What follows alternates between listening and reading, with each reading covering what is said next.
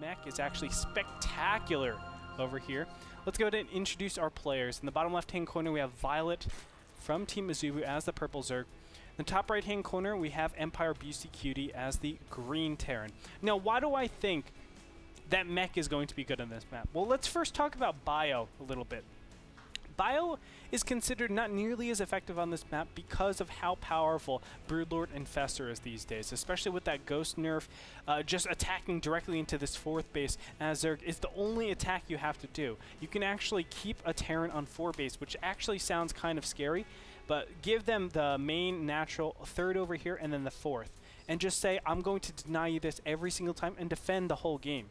And that's a really effective way to actually play it out. You can't really get that huge orbital command center, I guess, count, just because you're limited to so little amounts of bases. That being said, why is mech so good? Well, it's not necessarily that mech is good against Broodlords. They're okay against Broodlords, but it's the fact of the matter that they're really good at these timing pushes. And when you introduce so many timing pushes, you actually slow the Zerg down on getting this top left-hand base and this middle base. On top of that, what you're able to do is really situate this area a little bit better because fungal growth doesn't have that burst damage against Marines. Instead, you're relying on Thors, you're relying on Vikings to kill a lot of those units, and then you can make, you as the Terran can do the opposite. So you can push into this base, and then you can push here, and you can push here. But whatever it is, it's always the Terran starting here, attacking there, pulling back, and then attacking it again. And all you're doing is playing a deny game the entire time. Let's go ahead and introduce Frodan back into the game. What's up, Frodan? Oh, man. I finally have my microphone. Thank you so much, Lauren Lease and NASL Sound Guy. What about Gretorp? And Gretorp for covering for me this entire time. We're literally using our whiteboard to fan at this point. But we're having a good time. Things are heating up, Andre. I'm just blown away by the intensity between the series. Beasty and Violet, former teammates. Beasty going the same build. Delayed second gas, which makes me think he's going to go again for Bio Tank, which isn't a bad style to play. I mean, it's still a very strong, staple way to play TVZ, especially because of how much area tanks control, especially with the resurgence of Mutilating. A lot of Zergs have been trying to go back to that kind of style ever since Lennox been showing it at MLG Raleigh and winning with that. Yeah, Lennox a special case, though. I mean, he wins with things that aren't supposed to win. And I am a firm believer that mutas are awful. Just awful. In ZVT or overall? In ZVT. So I think mutas I actually had a nice long conversation with Dark Force on Skype about how I think they're just terrible. What did he think? He was like, no, they're good against mech. He says he uses them against mech sometimes. I was like, dude, some 2-2 timing pushes? Impossible. He's like, and don't get me wrong, I love the synergy between mutas and siege and not siege tanks. Mutas and siege tanks, that would be awesome. Mutas and roaches, but I just don't think it's nearly as effective as some other things. I understand what you're saying. Looks like BC is going to switch it up and go for a quick starport as well. This time, instead of opting for more barracks, decide to go for bio. And I think also that was a positional decision as well. He sees that his opponent's a lot closer. He saw that his opponent's spreading people a lot more aggressively. Instead of trying to maybe go for Hellion Banshee into mech, which takes a long time to build, he can hit quicker, harass with bio, and those positions were stronger. And I do like the MVP build on this map a lot better than I do on, I guess, Whirlwind, like you said. It was a little bit tough to kind of play Whirlwind for mech. Yeah, it's just too big of a map, and you want to be putting that pressure on early, and your pressure isn't going to be relying on just harass, which is normally the Hellions. And yes, there are timing pushes that come into it, but you know, Whirlwind overall is a nice counterattacking path too. Obviously, you can, no matter where your army is positioned, you can always go around it. So. That being said, I think that's kind of the thought process BeastyQT went into not going mech that game. But I'm really expecting him to go mech this game. I mean, the majority, I think, of Terrans are switching over to mech. The naked barracks is almost indefinitely going to show mech at this point. Because you need bio upgrades. Stim takes 3 minutes. You're not going to have any form of mid-game timing if you can't get your bio upgrades now. So expect double armory coming out inevitably or double factory, whichever one he wants to prioritize.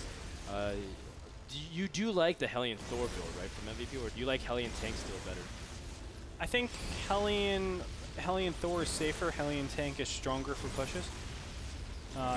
It's really situational, in my opinion. In this situation, In this situation, I would probably go Hellion Thor, just because I've seen Violet go something like Mutas in this day and age against mech.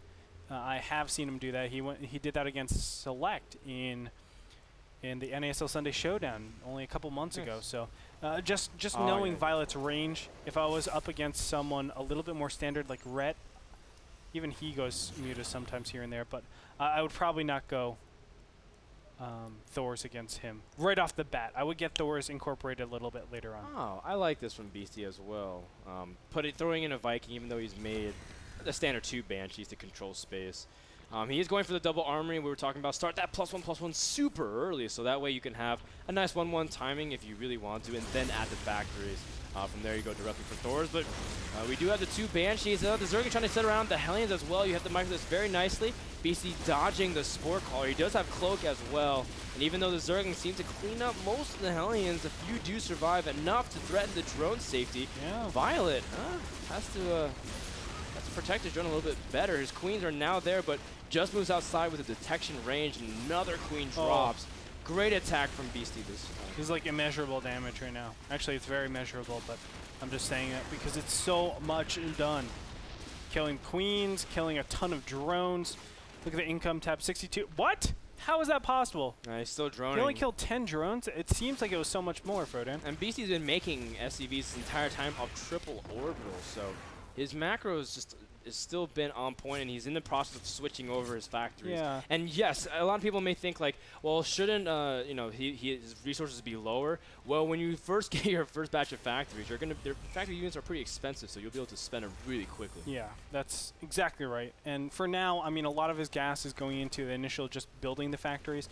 He's going to make a ton of Hellions right now, but as soon as he gets into either Thor's or Siege tanks, you're going to see that macro just tighten up really, really nicely. Roachworm going down for Azubu Violet. He knows that he's expecting some sort of mech.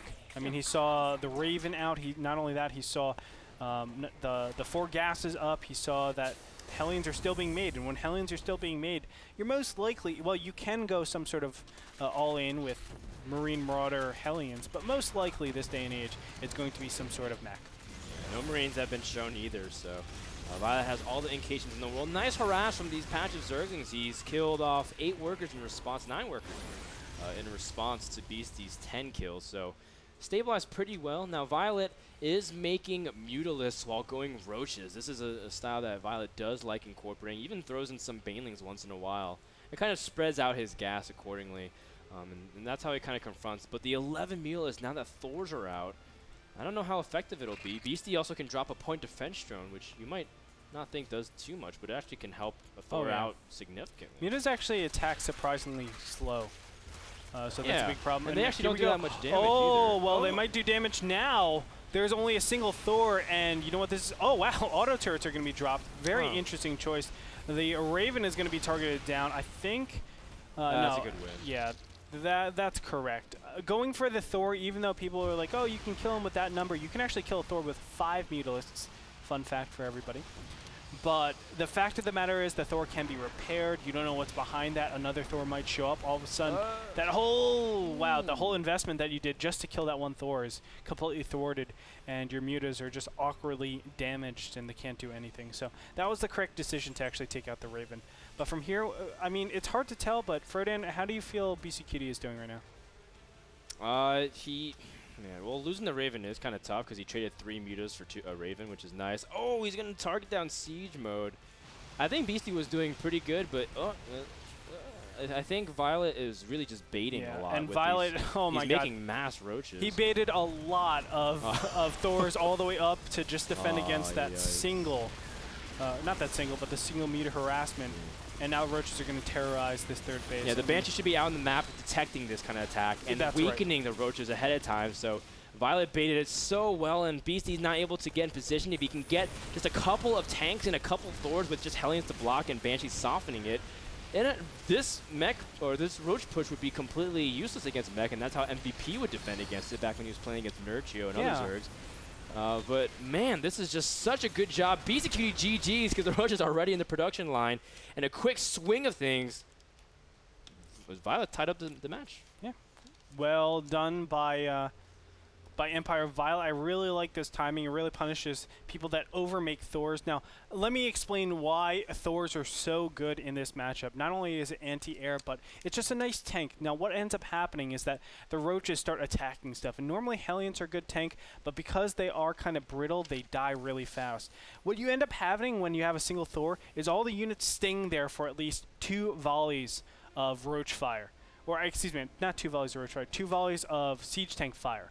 And when that happens, you're attacking the same roaches. And when you attack the same roaches, it actually helps out because you're limiting the DPS by limiting the amount of roaches out in the field. That's very helpful, and ultimately it leads to very successful defenses against roaches. He didn't have siege tanks out. That's a big problem. You have to have a pretty sizable amount of Thors to kill that many roaches. I think there were somewhere around 40. You need, I would say, at least 8 just to combat that. Great macro and great decision by Violet. Game number 2 is brought to you by Kingston HyperX, the company that provides SSD and memory for NASL Season 4.